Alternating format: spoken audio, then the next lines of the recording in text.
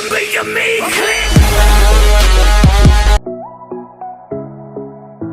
Speak English, ठीक है। तो अगर कोई भी काम आप करते हैं, जैसे कि मैं पढ़ाता हूँ, आई टीच, आप पढ़ते हैं, यू लर्न, हम अंग्रेजी बोलते हैं, वी स्पीक इंग्लिश, आप सुजालपुर आते हैं, यू कम टू सुजालपुर, ठीक। पर अगर कोई भी काम जो किया जाता है आप नहीं करते, किसी और के द्वारा किया जाता है। अगर हिंदी में अगर अपन देखें तो वो सारे सेंटेंस इस क्लास में आ जाए, जाता है, जाता है मतलब वो गो वाला, जाना वाला जाना नहीं, कोई भी काम जो किया जाता है, जैसे कि अंग्रेजी बोली जाती है। अभी कल अपन ने गणेश विसर्जन किया, तो गणेश विसर्जन किया जाता है। दिवाली हर साल मनाई जाती है, अंग्रेजी पूरी दुनिया में बोली जाती है। तो ये वाला सेंटेंस कैसे बन गया, जाती है। गणेश जी को विसर्जित किया जाता है या गणेश जी विसर्जन किए जाते हैं, तो जाते हैं कोई भी काम जो किया जाता है, जाती है, जाती, ठीक। बड़ा सिंपल सा है, कुछ भी नहीं करना है। सबसे पहले लगाओ इज, एम और आर, इसके साथ आएगी वर्ब की थर्ड फॉर्म, ठीक है। इसको बोला जाता है प्रेजेंट सिंपल का पैसिव वॉइस, प्रेजेंट सिंपल का पैसिव वॉइस। डन। अब स्ट्रक्चर कैसे बनेगा, सबसे पहले लेके आओ सब्जेक्ट, फिर या तो इज, एम, आर, वर्ब की थर्ड फॉर्म और ऑब्जेक्ट, ठीक है। एक और बात मैंने सिखाई थी, अगर किसी भी सेंटेंस का नेगेटिव बनाना है, जैसे ये वाला सिंपल, ये वाला सेंटेंस है, इसको क्या बोलते हैं, सिंपल। अब इसका नेगेटिव बनाना है तो सबसे सिंपल सा तरीका क्या है, थर्ड वाली जगह पे नोट लगा दो, ठीक है। सबसे पहले क्या जाएगा, सब्जेक्ट, उसके बाद या तो इज, एम या आर, उसके बाद नॉट, और फिर लास्ट में इनको क्या बोला जाता है, नेगेटिव सेंटेंसेस, ठीक है।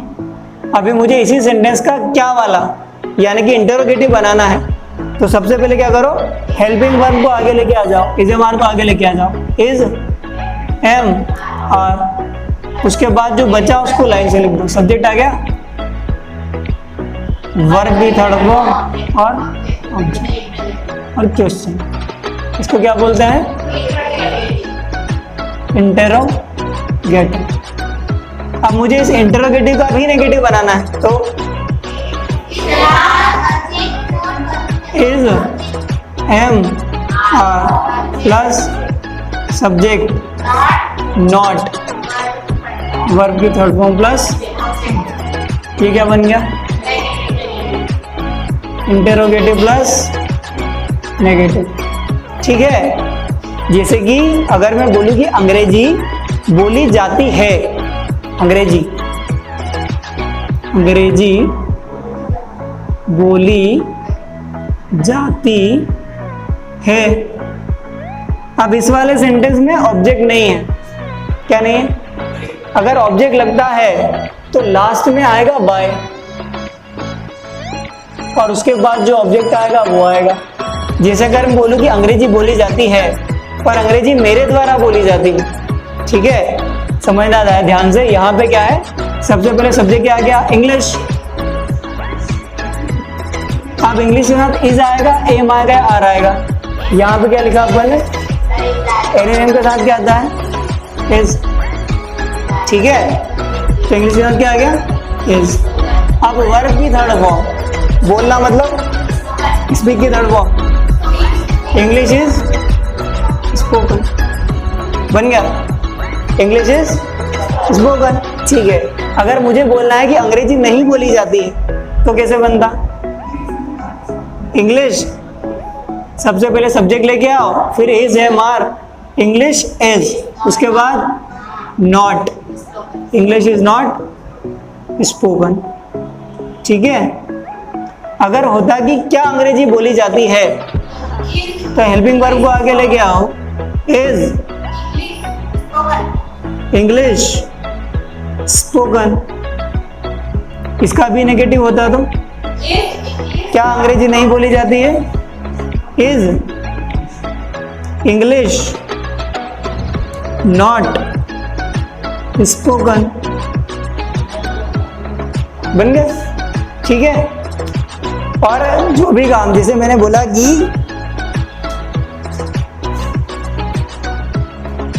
मेरे द्वारा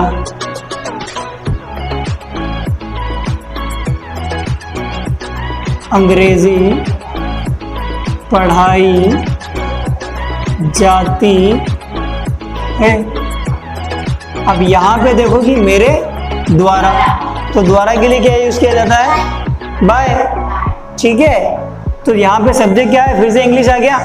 क्या पढ़ाई जाती है? English.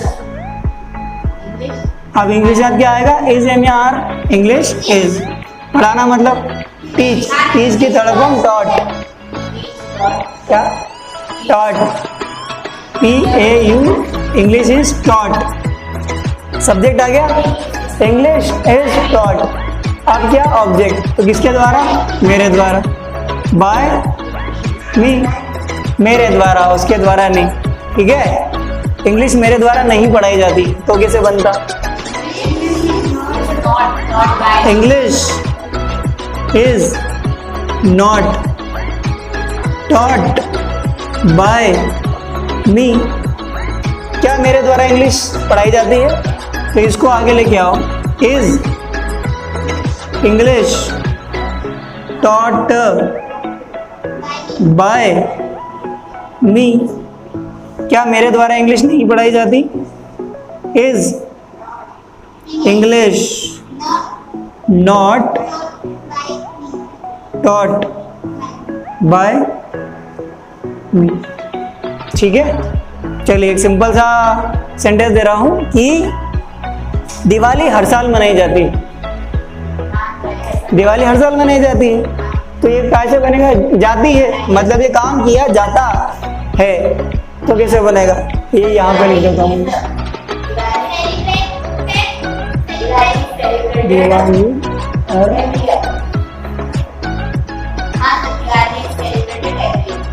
Diwali is celebrated every year, हर साल। सही है। अच्छा ठीक है, वह गाना गाती है और गाना उसके द्वारा गाया जाता है। ये वाला बना के देख लेते हैं।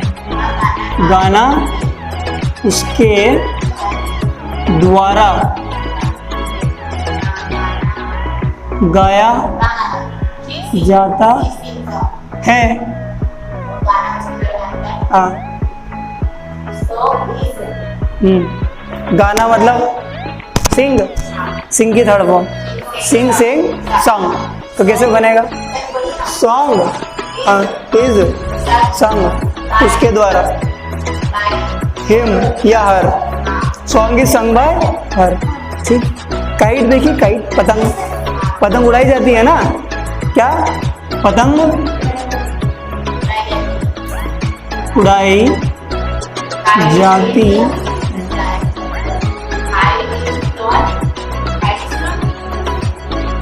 ठीक है। अब एक सब्जेक्ट है जो कि काफी टफ लगता है मुझे भी, कि गणित जो है ये सॉल्व किया जाता है। गणित को सॉल्व किया जाता है ना, कि इसके जवाब दिए जाते हैं। आपने गणित की बुक मतलब मैथ्स की जो बुक है वो ले ली और आप उसको पढ़ रहे हैं, याद नहीं होगा ना, सॉल्व किया जाएगा। तो मैथ्स सॉल्व किया जाता है या हल किया जाता है, या अगर अपन हिंदी में लिखे तो गणित हल किया जाता है। गणित हल किया जाता है, कैसे बनेगा? खाना खाते हैं, हाँ,